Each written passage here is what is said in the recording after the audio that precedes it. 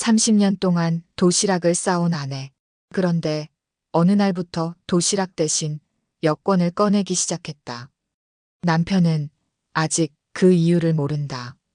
새벽 5시. 도시가 아직 깨어나기 전 오윤정의 부엌에는 이미 불이 켜져 있습니다. 손놀림은 능숙하고 빠르지만 윤정의 표정은 굳어 있어요. 30년째 같은 시간, 같은 자리에서 도시락을 싸고 있습니다. 남편 최기태가 좋아하는 메뉴로 가득 채운 도시락통은 그녀가 한 번도 말하지 않은 사랑의 증거죠. 여보, 나 출발할게. 무뚝뚝한 목소리로 기태가 현관에서 외칩니다. 50년 넘게 쓴 목소리라 윤정은 그 안에 숨은 감정의 미세한 변화까지 알아차려요. 요즘 들어 기태의 목소리에는 뭔가 다른 것이 섞여 있습니다. 설렘일까요? 윤정은 그 생각을 머릿속에서 지웁니다. 도시락 여기 있어요. 윤정이 도시락을 건네며 말합니다. 기태의 손이 도시락을 받아들 때 윤정은 그의 손목에서 낯선 향기를 맡았어요. 분명 기태가 쓰던 향수가 아닙니다. 그리고 요즘 들어 3번째로 바뀐 향입니다. 오늘은 6시에 올 거예요? 윤정이 물었지만 기태는 이미 신발을 신고 있었죠. 그저 고개를 끄덕이는 것으로 대답을 대신합니다. 문이 닫히고 윤정은 거실 창가에 서서 단지를 빠져나가는 기태의 뒷모습을 바라봅니다. 예전에는 한 번도 이렇게 배웅하지 않았는데 언제부턴가 습관이 되었어요. 기태가 시야에서 사라지자 윤정은 자신의 휴대폰을 꺼내 기태의 등산 모임 단체 사진을 다시 한번 들여다봅니다. 15명 정도 되는 사람들 속에서 한 여자가 눈에 띄었죠. 기태와 나이가 비슷해 보이는 우아한 분위기의 여성이었습니다. 이름표를 확대해 보니 배은숙이라고 적혀 있어요. 부엌으로 돌아온 윤정은 샐러드를 준비하면서 스마트폰을 들여다봤습니다. 기태의 위치는 이미 산 근처였어요. 오래전 기태의 허락을 받고 설치해둔 위치 추적 앱이었습니다. 윤정은 한숨을 내쉬며 앱을 껐어요. 의심하는 것 자체가 배신처럼 느껴졌습니다. 그럴 리가 없어요. 윤정은 혼잣말로 중얼거리며 자신을 안심시켰습니다. 30년 동안 함께한 남편이에요. 그런데 왜 이런 불안감이 계속될까요? 휴대폰을 내려놓으려는 순간 기태의 메시지가 도착했어요. 오늘은 7시쯤 될 것 같아. 산에서 회식 있대. 윤정은 메시지를 읽고 또 한숨을 내쉬었습니다. 전에는 한 번도 없던 일이 요즘은 한 달에 2번씩 있어요. 그렇게 3달, 6번의 회식이 있었죠. 윤정은 메시지를 확인했다는 표시만 하고 답장은 보내지 않았습니다. 기태에게 이런 태도는 낯설지 않았을 거예요. 30년 동안 윤정은 항상 그렇게 조용히 받아들이는 사람이었으니까요. 창가에 서서 산을 바라보는 윤정의 눈에는 이제 보이지 않는 감정이 흐르고 있었습니다. 30년간 한 번도 내뱉지 않은 말들, 차마 꺼내지 못한 질문들이요. 그런데 요즘은 그 질문들이 윤정의 목구멍까지 차오르고 있었습니다. 괜찮아요. 내가 예민한 거예요. 윤정은 자신을 달래며 오늘의 일과를 시작했어요. 하지만 가슴 한구석에선 무언가가 서서히 균열되고 있었습니다. 산길은 고요했습니다. 기태는 익숙한 등산로를 오르며 등 뒤에서 들려오는 발소리에 귀를 기울였어요. 배은숙의 가벼운 숨소리와 발걸음 소리가 점점 가까워지고 있었죠. 다른 등산객들은 이미 정상을 향해 한참 앞서가고 이곳에는 그들만 남아 있었습니다. 기태 씨, 오늘도 느리게 가네요. 은숙의 목소리에는 장난기가 가득했습니다. 마치 40년 전 학창시절 복도에서 마주치던 그때처럼요. 기태는 고개를 돌려 미소 지었어요. 누가 늦게 온다고 했습니까? 내가 기다린 거예요. 두 사람의 대화는 짧지만 그 속에 담긴 의미는 깊었습니다. 학창 시절 주고받던 눈빛과 말투가 40년이 지난 지금도 그대로였어요. 기태는 자신이 다시 18이 된 것 같은 기분을 느꼈습니다. 저기 봐요. 우리 장소가 보이네요. 은숙이 산 중턱의 작은 평지를 가리켰어요. 그곳에는 그들만의 비밀 텐트가 이미 설치되어 있었습니다. 소영이 공방에 간 사이 은숙이 미리 와서 준비해 둔 거였죠. 사람들이 볼까 걱정되지 않아요? 기태가 주변을 살피며 물었습니다. 은숙은 웃으며 기태의 손을 잡았어요. 이 시간엔 아무도 안 와요. 다들 정상 갔다가 내려오는 길이니까요. 텐트 안으로 들어서자 세상과 단절된 듯한 고요함이 두 사람을 감쌌습니다. 은숙은 준비해온 차를 따랐어요. 연두빛 찻잎이 물 위에서 천천히 펼쳐지는 모습이 마치 그들의 감정과 닮아 있었죠. 기태 씨, 후회해요? 은숙의 질문에 기태는 잠시 말을 잇지 못했습니다. 후회라 30년 가정생활, 아내 윤정에 대한 배신감, 그러나 지금 이 순간 느끼는 살아있는 감각. 기태는 천천히 고개를 저었어요. 후회는 없어요. 다만 미안한 마음이 크죠. 말과는 달리 기태의 손은 이미 은숙의 손을 향해 뻗어 있었습니다. 은숙은 그의 손을 잡아주었고 두 사람 사이의 공기는 더욱 뜨거워졌어요. 우리 다시 시작할 수 있을까요? 은숙의 목소리가 떨렸습니다. 그녀의 눈에는 40년 전 헤어지던 날의 아픔과 지금 다시 마주한 설렘이 공존하고 있었어요. 기태는 대답 대신 은숙을 품에 안았습니다. 텐트 안의 작은 이부자리 위에서 두 사람의 숨결이 하나가 되었어요.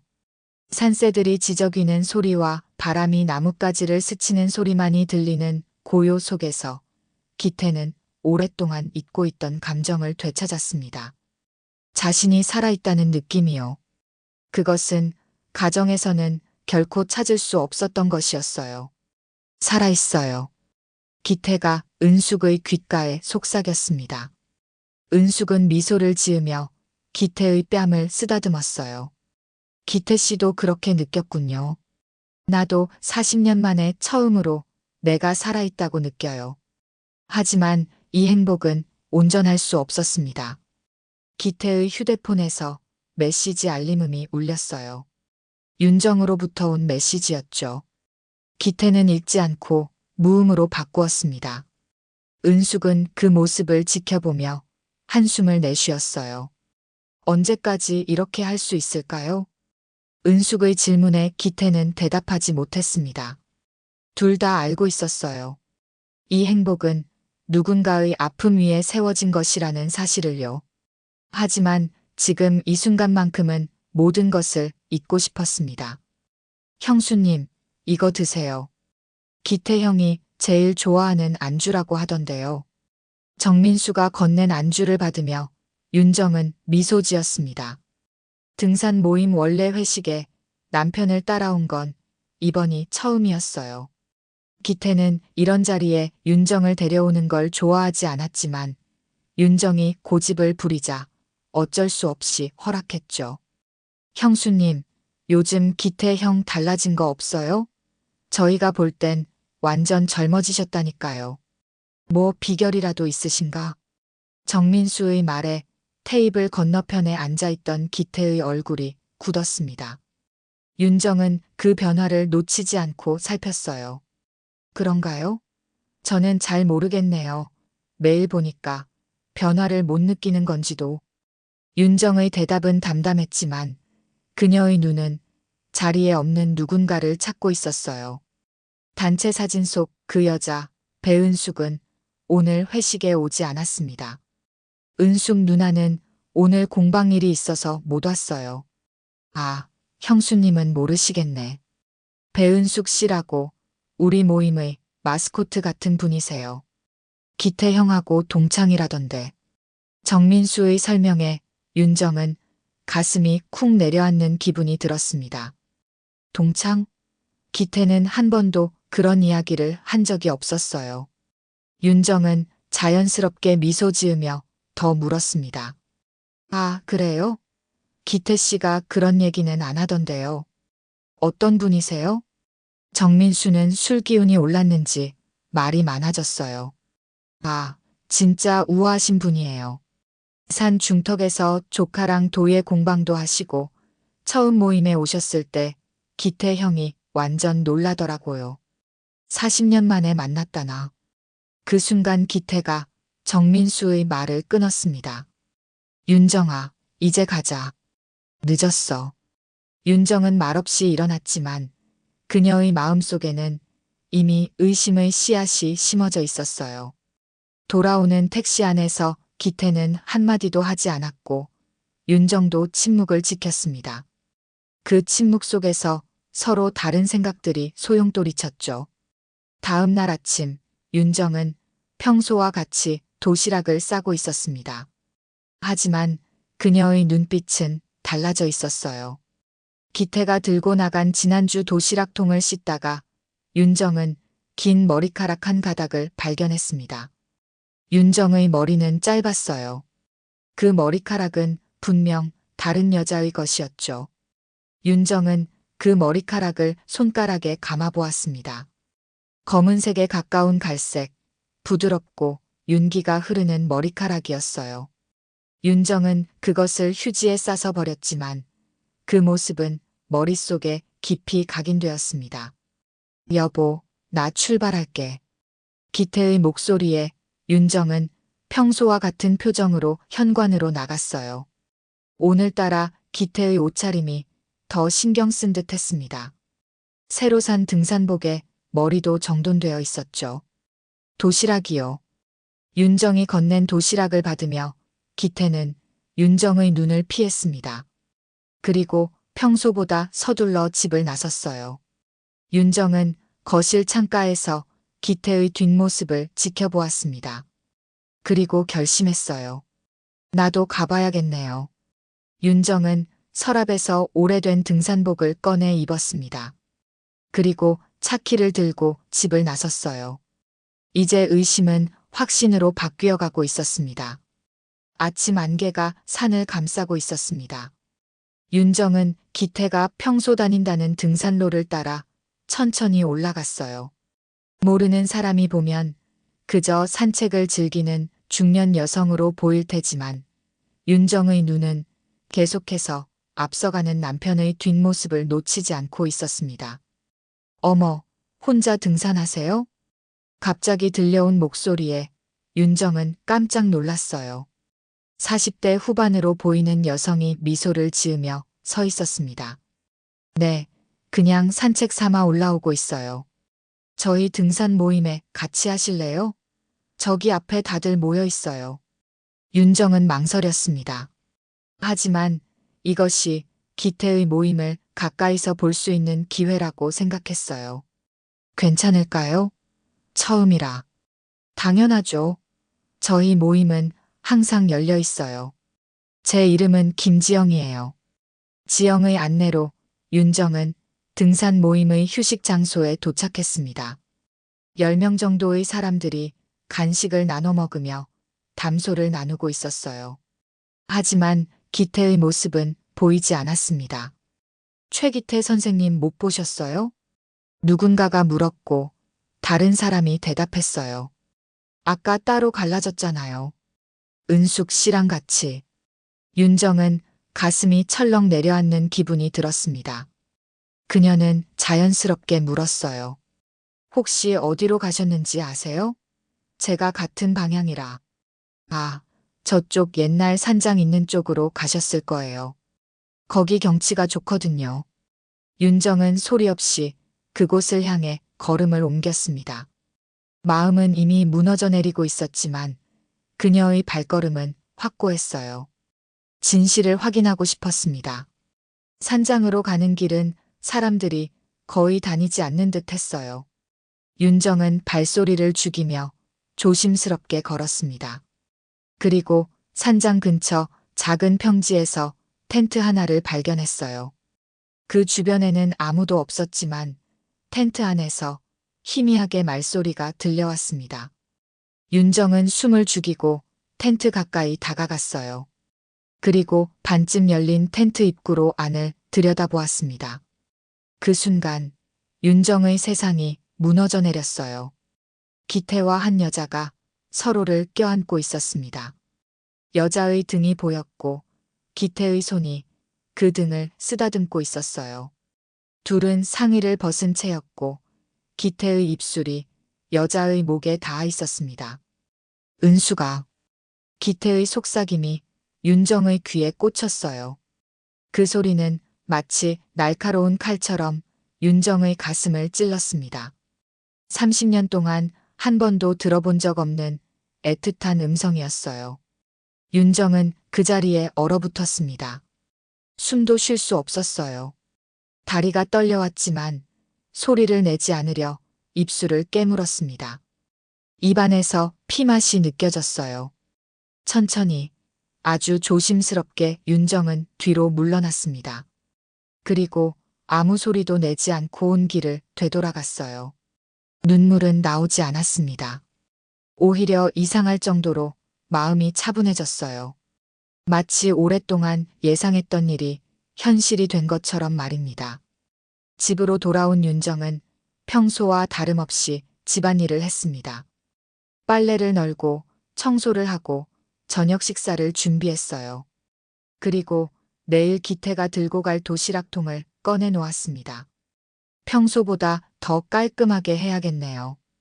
윤정은 혼잣말로 중얼거렸어요. 그녀의 눈에는 이제 어떤 감정도 보이지 않았습니다. 오히려 그 어느 때보다 맑고 차분했어요. 저녁 7시 현관문이 열리는 소리가 들렸습니다. 기태가 돌아왔어요. 윤정은 평소와 같은 표정으로 그를 맞이했습니다. 식사하세요. 기태는 윤정의 눈을 제대로 마주치지 못했어요. 그리고 평소보다 조용했습니다. 마치 죄책감에 시달리는 듯한 모습이었죠. 오늘 등산은 어땠어요? 윤정의 물음에 기태는 잠시 멈칫했습니다. 그리고 시선을 피하며 대답했어요. 그냥 평소처럼. 윤정은 더 이상 묻지 않았습니다. 다만 식탁 위에 내일 쓸 도시락통을 더 반듯하게 정리해 놓았어요. 그것은 마치 선언과도 같았습니다. 침묵의 선언이요. 아저씨, 그렇게 하시면 안 돼요. 박소영의 날카로운 목소리에 기태는 놀라 고개를 들었습니다. 은숙의 조카 소영은 공방 앞 테라스에서 도자기를 손질하고 있었어요. 기태가 은숙을 만나러 온 것을 본 듯했습니다. 무슨 말이에요? 기태는 당황한 기색을 감추지 못했어요. 소영은 작업을 잠시 멈추고 기태를 똑바로 쳐다보았습니다. 그 도시락, 아저씨 아내가 싸준 거죠? 기태의 손에 들린 도시락통을 보며 소영이 물었어요. 기태는 대답하지 못했습니다. 소영은 한숨을 내쉬며 말을 이었죠. 아저씨, 집에서는 아내분이 싸주신 도시락 받아들고 여기 와서는 이모랑 설레는 척하고 그게 맞는 일인가요? 기태는 할 말을 잃었습니다. 젊은 여성의 직설적인 질문 앞에서 그는 처음으로 자신의 행동을 객관적으로 바라보게 되었어요. 당신이 뭘 알아요? 어른들 일에. 기태의 말은 힘이 없었습니다. 소영은 고개를 저었어요. 저도 사랑해봤어요. 그리고 배신도 당해봤고요. 아저씨가 생각하는 것보다 제가 아는 게 많을지도 모르죠. 소영의 말에 기태는 침묵했습니다. 소영은 계속해서 말했어요. 이모한테는 뭐라고 말씀하셨어요? 집에는 아내분이 계시다는 거 제대로 말씀하셨나요? 아니면 곧 이혼할 거다. 이런 식으로 말씀하셨어요? 기태의 얼굴이 창백해졌습니다. 소영의 말은 정확히 그의 아픈 곳을 찔렀어요. 기태는 은숙에게 윤정과의 관계에 대해 모호하게만 말해왔습니다. 함께 사는 사람이라고만 했지 아내라고 명확하게 말한 적은 없었죠. 여긴 놀이터가 아니에요, 아저씨. 누군가는 반드시 다치게 되어 있어요. 소영의 말은 기태의 마음을 무겁게 짓눌렀습니다. 그는 도시락통을 내려다보았어요. 윤정이 정성스럽게 준비한 도시락이었습니다. 30년 동안 한 번도 거르지 않고 매일 아침 준비해준 도시락이었죠. 이모도 행복하지 않아요. 요즘 밤마다 울어요. 아저씨 때문이에요. 소영의 말에 기태는 충격을 받았습니다. 은숙이 울었다고? 그녀는 항상 웃으며 자신을 맞아주었는데요. 기태는 혼란스러웠어요. 이모는 아저씨가 결정을 내리길 바라고 있어요. 어느 쪽이든 명확하게요. 이렇게 양다리 걸치는 건 이모도 원하지 않아요. 소영의 말은 기태에게 큰 충격이었습니다. 그는 이 상황이 은숙에게도 고통스러운 일이라는 것을 미처 생각하지 못했어요. 자신의 욕망과 쾌락만 생각했던 것이죠. 아저씨, 이모 지금 안에 계세요. 들어가세요. 그리고 제발 솔직하게 말씀하세요. 모두를 위해서요. 소영은 작업실로 들어가며 말했습니다. 기태는 한동안 그 자리에 서 있었어요. 도시락통을 보며 생각에 잠겼습니다. 윤정의 얼굴이 떠올랐어요. 30년 동안 한결같던 그녀의 모습, 불평 한 번 없이 자신을 지지해준 아내였습니다. 그리고 은숙도 생각났어요. 40년 전 첫사랑의 설렘, 그리고 지금 다시 찾은 열정. 하지만 그것이 누군가에게는 상처가 된다는 사실을 이제야 깨달았습니다. 어떻게 해야 하지? 기태는 중얼거리며 공방 문을 두드렸습니다. 은숙이 문을 열었어요. 그녀의 눈은 붉어 있었습니다. 정말로 울었던 흔적이었죠. 기태 씨. 은숙의 목소리는 떨렸습니다. 기태는 그제서야 자신이 얼마나 이기적이었는지 깨달았어요. 자신의 행복을 위해 두 여자를 모두 아프게 하고 있었던 것이죠. 은숙 씨, 우리 얘기 좀 해요. 기태의 목소리는 무거웠습니다. 그는 처음으로 진실을 마주할 준비가 되었어요. 하지만 그 진실이 무엇인지, 자신은 누구를 선택해야 하는지 아직 명확한 답을 찾지 못했습니다. 저녁 식탁은 평소보다 더 고요했습니다. 기태는 젓가락으로 밥을 뒤적이며 윤정의 표정을 살폈어요. 윤정은 평소와 다름없이 조용히 식사를 하고 있었습니다. 그러나 기태는 무언가 달라진 것을 느꼈어요. 윤정의 침묵이 평소와는 다른 무게를 가지고 있었습니다. 오늘 반찬이 좀 달라졌네. 기태가 조심스럽게 말을 꺼냈습니다. 윤정은 천천히 고개를 들어 기태를 바라보았어요. 그녀의 눈빛이 낯설었습니다. 그 여자가 좋아하는 거잖아요. 윤정의 말에 기태는 숟가락을 떨어뜨렸습니다. 공기 중에 긴장감이 감돌았어요. 기태는 입을 열었다가 다시 닫았습니다. 할 말이 없었어요. 아니, 너무 많은 말을 해야 했지만 어떤 말부터 시작해야 할지 몰랐습니다. 윤정아, 나 먹어요. 식사부터 하고요. 윤정의 목소리는 차분했지만 그 안에는 단호함이 깃들어 있었어요. 기태는 더 이상 말을 꺼내지 못했습니다. 두 사람은 침묵 속에서 식사를 마쳤어요. 식사 후 윤정은 평소처럼 설거지를 했습니다. 기태는 거실 소파에 앉아 텔레비전을 켰지만 내용은 하나도 들어오지 않았어요. 그의 머릿속은 복잡한 생각으로 가득 차 있었습니다. 그 여자 이름이 뭐예요? 윤정이 갑자기 물었습니다. 기태는 고개를 들어 윤정을 바라보았어요. 윤정은 이미 설거지를 마치고 수건으로 손을 닦고 있었습니다. 배은숙이라고. 기태는 더듬거리며 대답했어요. 윤정은 고개를 끄덕였습니다. 첫사랑이라면서요? 기태는 놀랐습니다. 윤정이 어떻게 알았는지 의아했어요. 어떻게? 몇 번 만났어요? 윤정의 질문은 계속되었습니다. 기태는 대답하지 못했어요. 윤정은 한숨을 내쉬었습니다. 직접 봤어요. 텐트 안에서. 기태의 얼굴이 창백해졌습니다. 윤정이 모든 것을 알고 있었다니 그는 몸을 일으켜 윤정에게 다가갔어요. 윤정아, 미안해. 내가 잘못했어. 다시는. 지금 와서 뭘 어쩌겠다는 거예요? 윤정의 목소리는 여전히 차분했습니다. 하지만 그 안에는 30년간 쌓인 상처가 녹아 있었어요. 나도 알아요. 내가 당신이 원하는 아내는 아니었다는 거. 항상 조용하고 재미없고 당신이 첫사랑을 잊지 못했다는 것도 알고 있었어요. 윤정의 말에 기태는 충격을 받았습니다. 그는 윤정이 이렇게까지 자신의 마음을 알고 있었다는 사실에 놀랐어요. 그렇지 않아. 내가 최고의 아내였어. 나는 그냥 행복해요?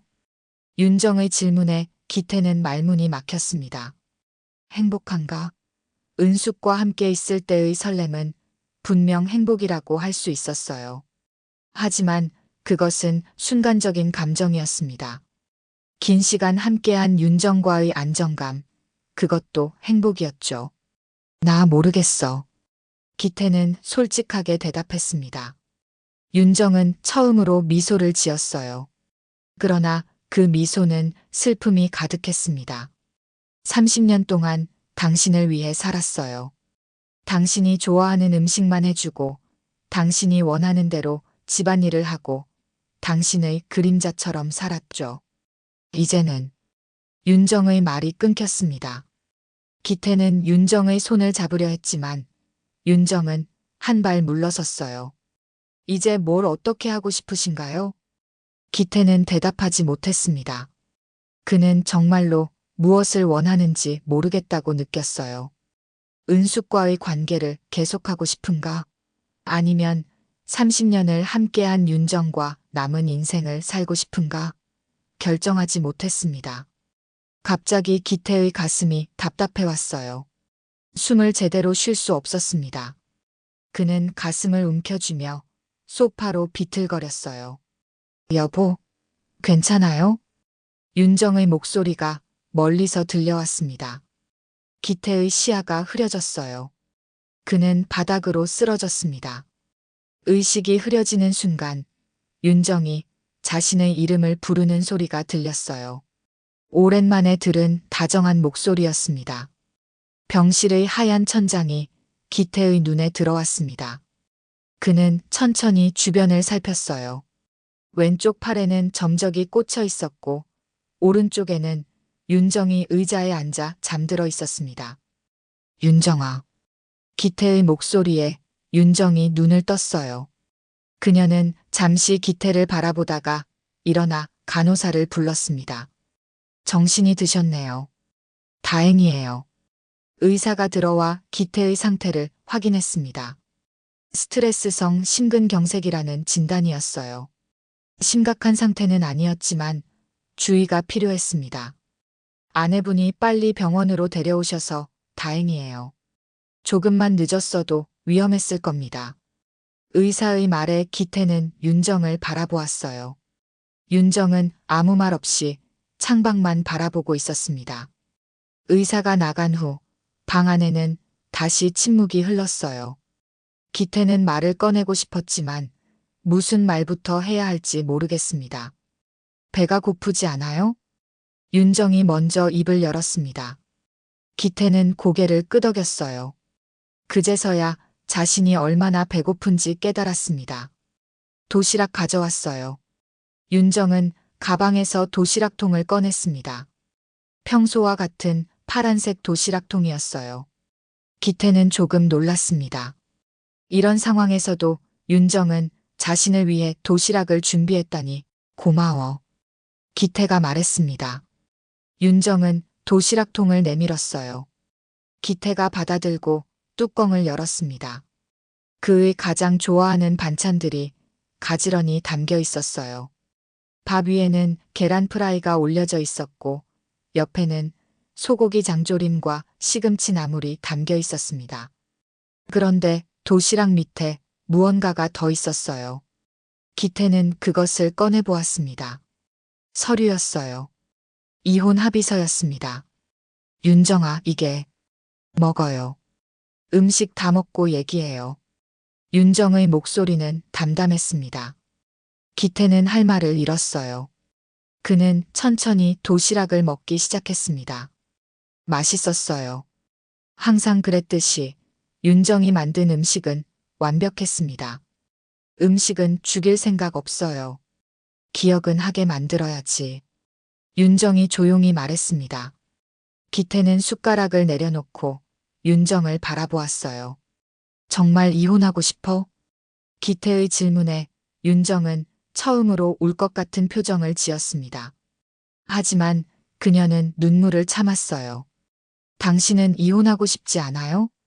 윤정의 반문에 기태는 대답하지 못했습니다. 그는 이 상황에서 뭐라고 말해야 할지 몰랐어요. 30년 동안 당신의 아내였어요.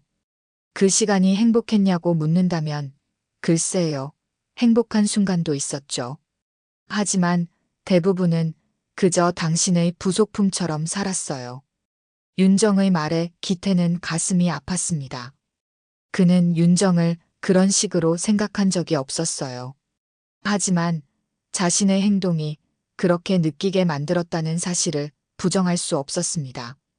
나는 이제 나로 살고 싶어요. 당신의 아내가 아닌 오윤정으로요. 윤정의 목소리에는 결연함이 있었습니다. 기태는 처음 보는 윤정의 모습에 놀랐어요.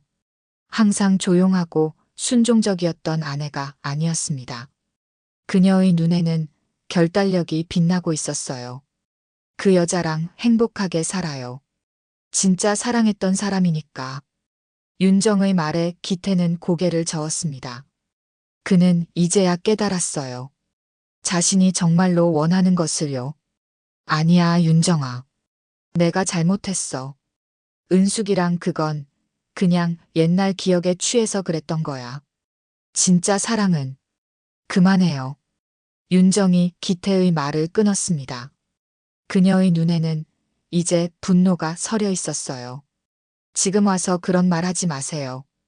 당신이 그 여자를 사랑하는 것은 분명해요. 그리고 저도 이제 제 인생을 찾고 싶어요. 윤정은 가방에서 펜을 꺼내 기태 앞에 놓았습니다. 기태는 이혼 합의서를 바라보았어요. 이것이 30년 결혼 생활의 끝인가? 그는 망설였습니다. 내일까지 생각해봐요. 저는 이제 집에 가볼게요. 윤정은 일어나 문으로 향했습니다. 기태는 그녀를 붙잡고 싶었지만 몸이 따라주지 않았어요. 윤정아. 윤정은 문 앞에서 잠시 멈췄습니다. 하지만 돌아보지는 않았어요. 감사했어요. 30년 동안. 그녀의 마지막 말을 듣고 기태는 가슴이 무너지는 것 같았습니다. 문이 닫히고 병실에는 다시 침묵만 남았어요. 한 달 후 기태는 혼자 산에 올랐습니다. 예전에 은숙과 만나던 그 텐트 자리는 이제 비어 있었어요. 은숙은 더 이상 등산 모임에 나오지 않았고 공방도 정리했다고 들었습니다. 소영에게서 들은 바로는 은숙이 먼 도시로 이사했다고 했어요. 기태는 혼자 도시락을 펼쳤습니다. 이제는 직접 싸온 도시락이었어요. 볶음밥과 단무지, 그리고 삶은 계란 하나가 전부였습니다. 윤정이 싸주던 도시락과는 비교도 할 수 없었죠. 형, 혼자 오셨어요? 정민수가 다가와 물었습니다. 기태는 고개를 끄덕였어요. 형수님은 요즘 어떠세요? 정민수의 질문에 기태는 한참을 망설였습니다. 그는 아직도 윤정이 없는 생활에 적응하지 못했어요. 모르겠어. 연락이 안 돼. 정민수는 놀란 표정을 지었습니다. 그는 기태의 옆에 앉았어요. 형수님 외국 가셨다던데요? 기태는 깜짝 놀랐습니다. 윤정이 외국에 갔다니 처음 듣는 이야기였어요. 누가 그래? 동네 사람들이 그러던데요. 형수님이 캐리어 끌고 택시 타시는 거 봤대요. 여권도 들고 계셨다고. 기태의 가슴이 철렁 내려앉았습니다. 윤정이 정말로 떠났다니 그는 윤정이 언젠가는 돌아올 거라고 생각했어요. 하지만 이제 그런 희망마저 사라진 것 같았습니다. 형, 은숙 누나도 안 오고 형수님도 가시고 괜찮으세요? 정민수의 걱정스러운 목소리에 기태는 아무 말도 하지 않았어요. 그저 도시락을 마저 먹을 뿐이었습니다. 한편 그 시각 인천공항에서는 윤정이 출국장으로 향하고 있었어요. 그녀의 손에는 여권과 비행기 티켓이 들려 있었습니다. 목적지는 이탈리아 로마였어요. 처음 혼자 여행하시나 봐요? 체크인 카운터의 직원이 물었습니다. 윤정은 미소를 지으며 고개를 끄덕였어요. 네, 59살에 처음 여권을 꺼냈네요. 윤정의 목소리에는 설렘이 가득했습니다. 그녀는 스마트폰을 꺼내 셀카를 찍었어요. 그리고 SNS에 글을 올렸습니다. 59살 여권을 꺼낸 날. 내 인생이 시작됐다. 게시물에는 금세 좋아요와 댓글이 달렸습니다. 대부분 응원의 메시지였어요. 윤정은 웃으며 스마트폰을 가방에 넣었습니다. 비행기는 정시에 출발했어요. 창가에 앉은 윤정은 점점 작아지는 도시를 내려다보았습니다. 30년간 매일 아침 같은 시간에 일어나 도시락을 싸던 그 집, 이제는 그곳으로 돌아가지 않을 거예요. 비행기가 구름 위로 올라가자 윤정은 깊은 숨을 내쉬었습니다. 그리고 처음으로 마음이 가벼워지는 것을 느꼈어요. 이제 그녀는 누군가의 아내가 아닌 오윤정으로 살아갈 것입니다. 기태는 산에서 내려오며 집으로 향했습니다. 빈집이 그를 기다리고 있었어요. 현관문을 열자 익숙한 침묵이 그를 맞이했습니다. 윤정이 없는 집은 그저 빈 공간일 뿐이었어요. 부엌 식탁 위에는 윤정이 마지막으로 준비해둔 메모가 있었습니다. 기태는 그것을 집어들었어요. 이제 내 도시락은 내가 먹어요. 당신도 당신의 도시락을 챙기세요. 기태는 메모를 읽고 한참을 서 있었습니다. 그리고 처음으로 자신이 얼마나 큰 실수를 했는지 깨달았어요. 평생 곁에 있을 줄 알았던 사람이 이제는 돌아오지 않을 것이라는 사실을요. 그는 윤정의 사진을 바라보았습니다. 결혼식 날 찍은 사진이었어요. 그때의 윤정은 수줍게 웃고 있었습니다. 자신의 미래를 믿고 의지하던 모습이었죠. 미안해. 기태의 작은 사과는 빈집에 흩어졌습니다. 이제 와서 무슨 소용이 있을까요? 윤정은 이미 자신의 인생을 찾아 떠났습니다. 기태에게 남은 것은 후회뿐이었어요. 로마의 작은 카페에서 윤정은 에스프레소를 마시며 여행 계획을 세우고 있었습니다. 피렌체, 베니스, 그리고 시칠리아까지 그녀의 앞에는 새로운 세상이 펼쳐져 있었어요. 이제 그녀는 자신만의 도시락을 싸서 자신만의 여행을 떠날 것입니다. 30년의 침묵을 뒤로하고 그녀의 인생 이막이 시작되었습니다.